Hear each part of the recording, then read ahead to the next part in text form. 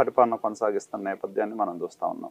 ఇక్కడ మీరు పదే పదే ఆరోపిస్తోంది తెలుగుదేశం పార్టీ జగన్ అధికారంలోకి వచ్చిన దగ్గర నుంచి విమర్శ చేస్తుంది. ఏంటంటే ఇష్టం వచ్చినట్టు అప్పులు చేస్తూ ఉన్నారు. లక్షల కోట్ల రూపాయల అప్పులు తీసుకొచ్చి జనాలందరికీ ఉచిత పథకాల ద్వారా ఇష్టం వచ్చినట్టు అకౌంట్లో వేస్తూ ఉన్నారు. దుర్వినియోగం చేస్తున్నారు అధికారం కోసం, ఓట్ల కోసం అని. కానీ మీరు ప్రకటించిన మేనిఫెస్టోలో కూడా ఇక్కడ ఆడబిడ్డనేది 1500, తల్లికి వందనం 15,000, దీపం పథకం కింద గ్యాస్ సిలిండర్లు, ఉచిత ప్రయాణం, ఇవన్నీ కూడా మళ్ళీ బడ్జెటే కదా. వీటి కోసం ఈ సంక్షేమ పథకాలు అమలు చేయడానికి మేము చెప్పేది మళ్ళీ లక్షల కోట్ల అప్పులు తేవద్దా? జగన్మోహన్ రెడ్డి ముఖ్యమంత్రి అయిన దగ్గర నుంచి దాదాపు ఈ కొద్ది కాలంలోనే అటు కార్పొరేషన్ల మీద కానీ ఎవరి మీద అయినా కానీ 10 లక్షల కోట్లు అప్పు తెచ్చాడు ఆయన రాష్ట్రం కోసం.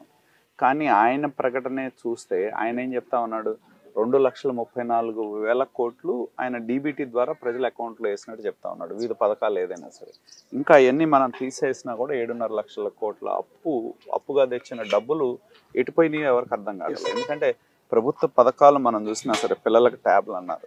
నేను చాలా స్కూల్స్లో వెళ్ళి చూస్తే ఆ ట్యాబ్లు ఇచ్చిన ట్యాబ్లు సగం పనిచేయవు.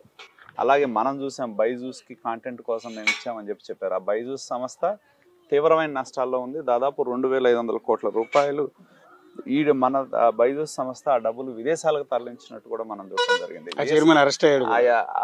రవీంద్రన్న ఏ సంస్థలైతే అవినీతిలో కూరుకుపోయినాయో, ఏ సంస్థలైతే దోపిడీలో భాగస్వాములు అవుతున్నాయో, అటువంటి సంస్థలు అన్నీ కూడా వాటితో జగన్మోహన్ రెడ్డి భాగస్వామ్యం ఉంటూ మనం చెప్పడం జరిగింది. నేను పిల్లలు ఇప్పుడు జగన్మోహన్ రెడ్డి గారు చెప్తా ఉన్నారు నాడు నేడు చాలా అద్భుతం అని. నేను మా నియోజకవర్గంలో చాలా స్కూల్స్ వెళ్ళా. చేసిందల్లా ఎవరు? వైసీపీ నాయకులు. నేను చాలామంది హెడ్ మాస్టర్స్ని అడిగా, సరైన పర్యవేక్షణ లేదు, దోపిడీ ఉంది, దానిలో ఇష్టారాజ్యంగా డబ్బులు కాజేశారు, 10 రూపాయలది 30 రూపాయలు వేసి డబ్బులు కాజేశారు. ఆయన ఎక్కడో 1-2 చూపెట్టి నేను అసలు పరిస్థితి మారింది అనే విధంగా చేయటం అనేది మనం చూసాం. కానీ నిజంగా నాడు నేడు వల్ల అద్భుతాలు అనేవి జరగలేదు. దానివల్ల విద్య ఇంకా కొనారిల్లింది. రెండోది ఆయన ఏం చెప్తాడు, వైకాపా నాయకులు కానీ అందరూ చెప్పేది, అసలు పేదలకు ఇంగ్లీష్ చదవకూడదా అంటారు. ఇంగ్లీష్ చదవకూడదని ఎవరు చెప్పాలి. కానీ పేదలకు ఎప్పుడైనా ప్రపంచవ్యాప్తంగా చెప్పేది ఏంటంటే మాతృభాషతో చదివితే పిల్లలకి మానసికమైన పరిపక్వత ఉంటుంది, వాళ్ళకి అవగాహన ఎక్కువ వస్తుంది అనేది మనం చెప్తా ఉంటారు పెద్దలు. అది కానీ ఇక్కడ అసలు ఇంగ్లీష్ విద్య పేరుతో అసలు చదివే లేకుండా చేశారు. ఇప్పుడు జగన్మోహన్ రెడ్డి ఏదైతే ఉచితంగా ఇస్తున్నా, లేకపోతే ఇప్పుడు మీరు చెప్పిన బైజూస్ లాంటివో వీటన్నింటినీ కూడా మీ ప్రభుత్వం వచ్చిన తర్వాత కంటిన్యూ చేయాల్సిన అనివార్యమైన పరిస్థితి రాదా? అంటే ఉచిత పథకాలన్నింటినీ కూడా మీరు కంటిన్యూ చేయాలి. వాటితో పాటు మీరు మేనిఫెస్టోలో అనౌన్స్ చేసిన ఈ సంక్షేమ పథకాలు ఇంప్లిమెంట్ చేయాలి. వీటన్నిటికీ ఎక్కడి నుంచి డబ్బులు తీసుకొస్తారు? నేను అనేది ఏంటంటే చంద్రబాబు నాయుడు గారు గతంలో మనం చూసినా సరే, చంద్రబాబు నాయుడు గారు ఎప్పుడు కూడా ఆదాయాన్ని పెంచి ప్రజలకు పంచడం అనేది తెలుగుదేశం పార్టీ యొక్క విధానం. అలాగే సంక్షేమం, అభివృద్ధి 2 కళ్ళు తెలుగుదేశం పార్టీకి ఎప్పుడు అధికారంలో ఉన్నా. కానీ ఇవాళ ఏమైందంటే సంక్షేమం పేరు మీద ఒకవైపు దోపిడీ చేస్తూ లక్షల కోట్ల రూపాయల అప్పు తీసుకొచ్చి నామమాత్రంగా కొద్ది డబ్బులు పేదవాళ్ళ అకౌంట్లో వేసి నేను అద్భుతాలు చేస్తున్నాం అని చెప్తా ఉన్నారు. అభివృద్ధి అనేది పడకన పడేశారు. అలాగే పెద్ద ఎత్తున అవినీతి అనేదానికి అసలు కేర్ ఆఫ్ అడ్రస్ చూస్తే మన ఆంధ్రప్రదేశ్. మీరు ఏదైనా తీసుకోండి, గంజాయి చూడండి, ఆడపిల్లల మీద దాడులు చూడండి, లేకపోతే వాళ్ళ మీద జరిగే ఇది కానీ వాళ్ళని ఇబ్బంది పెట్టే వ్యవహారాలు ఏది చూసినా కూడా ఆంధ్రప్రదేశ్ నెంబర్ 1 స్థానంలో ఉంది.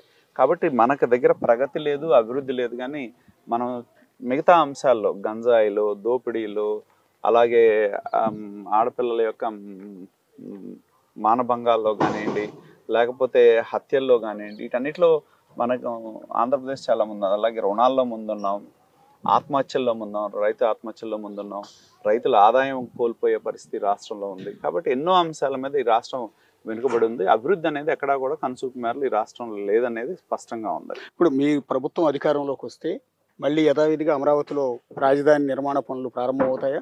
ఆల్రెడీ ఎక్కడైతే పనులు నిలిచిపోయి ఉన్నాయో సగం బిల్డింగ్లు పూర్తి చేసి, కొన్ని 75 పూర్తి చేసి, వాటన్నింటినీ కంప్లీట్ చేసి యథావిధిగా అమరావతి నిర్మాణాన్ని కంటిన్యూ చేస్తారు ఇక్కడ? ఖచ్చితంగా వచ్చిన డే 1 నుంచి ఖచ్చితంగా. ఎందుకంటే తెలుగుదేశం పార్టీ విధానం ఒక తెలుగుదేశం పార్టీ విధానం కాదు. మేమనేది ఏంటంటే ఆ రోజు ఆంధ్రప్రదేశ్ రాష్ట్రం విడిపోయిన తర్వాత జగన్మోహన్ రెడ్డి ఈ రాష్ట్రానికి ప్రతిపక్ష నాయకుడిగా ఉన్నాడు. అదే సభలో మేము కూడా ఉన్నాం. రాజధాని ప్రకటించినప్పుడు ఆయన ఏం చెప్పాడు, ఆ సభలో నేను విన్న మాటలు మనం చూసినా కూడా ఆంధ్రప్రదేశ్ రాష్ట్రం 2గా అయింది, ఇవాళ చిన్న రాష్ట్రం అయిపోయింది. దీనిలో మనం వివిధ అంశాల మీద, కులాల పేరు మీద, మతాల పేరు మీద, ప్రాంతాల పేరు మీద కొట్టుకోవటం అనేది కరెక్ట్గా ఉండదు. ఏదైతే చంద్రబాబు నాయుడు గారు ఆనాటి ప్రభుత్వం రాజధానిగా ప్రకటించారో అమరావతికి నేను మద్దతు పలుకుతున్నా. కానీ నేను కోరేది ఏంటంటే 30,000 ఎకరాలు ఉండేటట్టు చూడండి, దీన్ని ప్రజా రాజధానిగా ఉండేటట్టు చేయండి అని చెప్పారు. అదే ఆయన డిమాండ్ చేసింది ఆ రోజు. అలాగే ఆ రోజు శాసనసభలో ఏ ప్రాంతాల్లో అక్కడున్న పంటలు కానివ్వండి వాటిని కానీ దృష్టిలో పెట్టుకొని అభివృద్ధి వికేంద్రీకరణ నినాదాన్ని తెలుగుదేశం పార్టీ తీసుకొచ్చింది. దాన్ని అధికారంలో ఉన్నప్పుడు కూడా ఇవాళ కియా వచ్చిందంటే అనంతపూర్లో వచ్చింది. అలాగే తిరుపతి దగ్గర మనం చూస్తే రకరకాల సెల్ కంపెనీస్ వచ్చినాయి, ఫాక్స్కాన్ లాంటి సెల్కాన్ లాంటి కంపెనీస్ వచ్చినాయి. అలాగే రకరకాల కంపెనీస్ వికేంద్రీకరణ చేశారు. వైజాగ్ చూసిన ఐటీని అభివృద్ధి ఇది చేశారు. ఇవాళ ఐటీ కంపెనీస్ అన్ని వెనక్కి వెళ్ళిపోయినాయి. కాబట్టి ఏంటంటే అభివృద్ధి వికేంద్రీకరణ అనేది తెలుగుదేశం పార్టీ విధానం. అది దానికోసం ఆనాటి ప్రభుత్వం పనిచేయడం జరిగింది. అదే విధానాన్ని ఎంచుకున్నాం. ఏ జిల్లాల్లో ఏం చేయొచ్చు ఏంటనేది కూడా ఒక ప్లాన్తో సిద్ధం చేసుకోవడం జరిగింది.